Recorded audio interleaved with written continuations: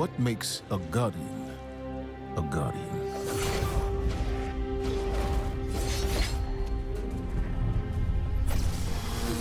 We take our first breath with no memory of who we were before. Yet, we are inexorably drawn to the light. We fight, we die,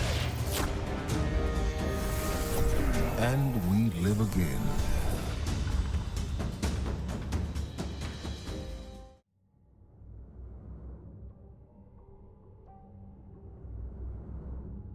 Last night, I was watching videos about people's reactions to Bungie canceling any further content for Destiny 2.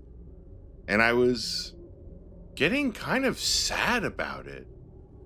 And I kind of started to ponder the reason of why I was getting so down about it. I mean, I haven't had the best relationship with Destiny 2, kind of even through Destiny 1.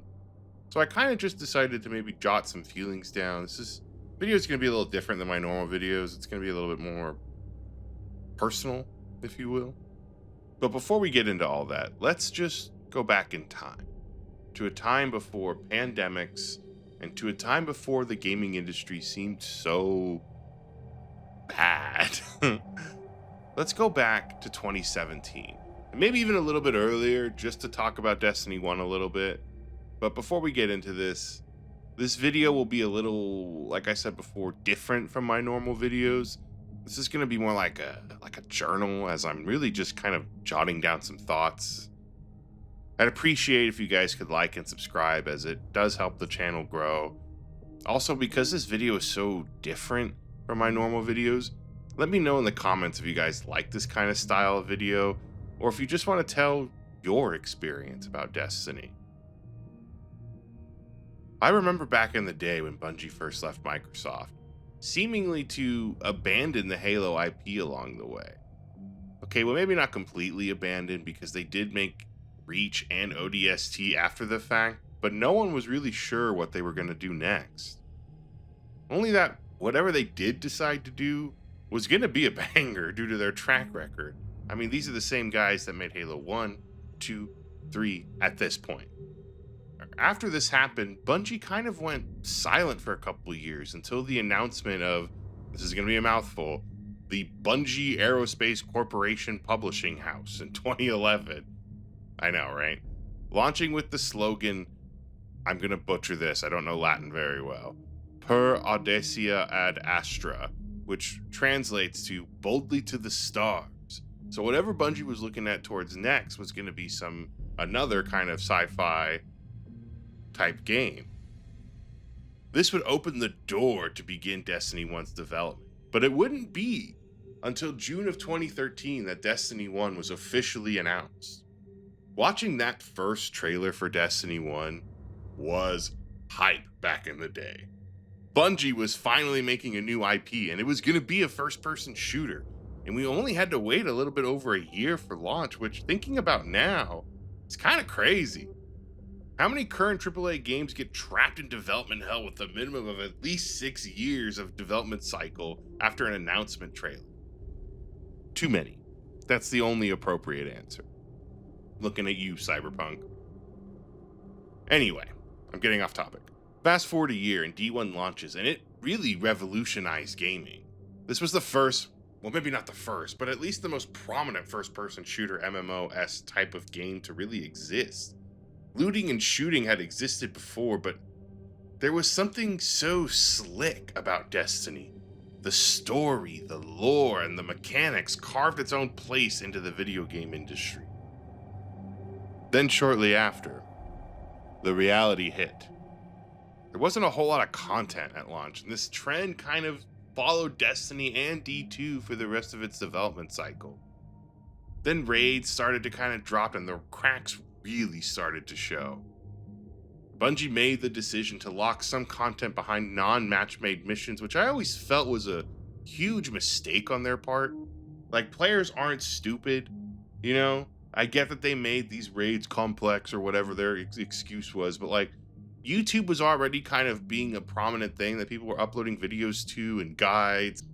They were so convinced that if you weren't friends with these people, or like we're able to make these groups beforehand that you wouldn't be able to complete the raids. And even if we couldn't, that's on the player. I never understand why developers get so controlling with the way they want players to interact with their content. Just put it out and let players do what they're gonna do. Anyway, I'm getting off topic, or I'm getting too heated. Well, where was I?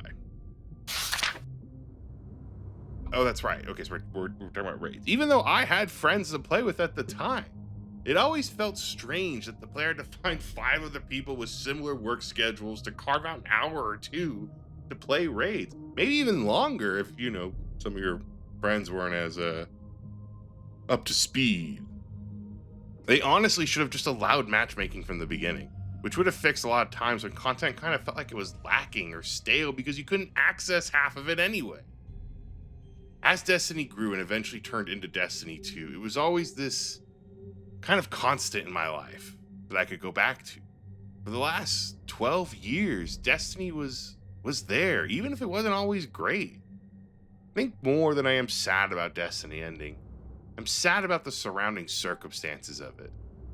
I was in my early 20s when Destiny started. Yes, I'm that old. Now watching it end in my early to mid 30s, time has progressed.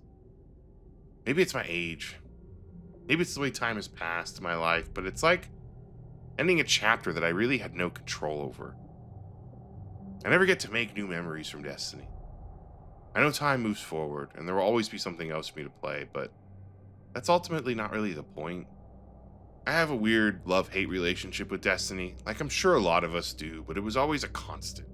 Something reliable, something comfortable, something safe. I know it's just a game, but it's a game that ran parallel to a lot of changes in my life. Maybe that's why I'm so sad. Those changes were so immense and impactful. Maybe Destiny ending has just forced me to look back on those changes. I'm scared of where life is going now. Maybe I'm not sad about Destiny ending, but scared of what comes next. The unknowns of life. Destiny helped carry me through school, through some really bad times for me, and through some good times. I made friends, I joined clans, I socialized even, ugh. I was never really one for MMOs. Still not really, to be honest, but Destiny represented something in my life that I realize now is kind of missing. Socializing is difficult in this modern day of constant stimulation. I guess as I'm getting older, that part of my life seems so unfulfilled. All I do is ponder, write, or play single-player games in my free time that socialization has kind of been thrown on the back burner. Maybe Destiny ending was the catalyst for these thoughts. That I'm missing something in my life. Which is kind of funny to think about because as Guardians in Destiny, they're missing their memories from their previous lives. I feel like I'm going to be missing something from a previous chapter that ended prematurely. Just like threads untied in a story. We may never know the full story of the Winnower and the Gardener, but just like my life, I can't know what's coming next for it. I will say though, Destiny was a blast when it was around. The friends I made along the way, the god slaying, the feeling of conquering raids, all that culminated into one of video games' most impactful shooters in the last decade. Even with its massive flaws, Destiny was a saga, a Herculean odyssey that will be remembered forever, even if only by its biggest fans. If you made it this far, my name is Patraxis, and I thank you for your time and patience as we explored what the end of Destiny really meant for me. I would appreciate if you could go and like and subscribe, as mentioned before, it helps the channel grow. But ultimately, remember that time marches forward and stops for no one, as we are just travelers and witnesses within that time. Per Audacia ad Astra. Thanks for watching.